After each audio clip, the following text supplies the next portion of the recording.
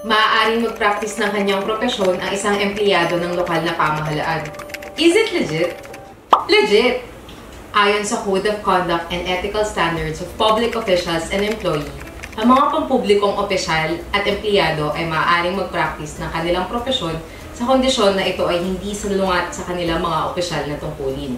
Dagdag pa rito, kinakailangan ng written permission mula sa head of agency bago makapag-practice ng propesyon base sa revised Omnibus Rules on Appointments and Other Personnel Action. Naipaliwanag din sa DILG Opinion No. 53, Series of 2023, na karagdagan sa permiso na ginawad ng pinuno ng lokal na pamahalaan, kailangan din kumuha ng written permission mula sa kalihim ng DILG upang makapag-practice ng kanyang propesyon ang nasabing empleyado ng isang LGU. Isang paalala mula sa DILG 4A Legal Unit, alamin kung legit o hindi legit.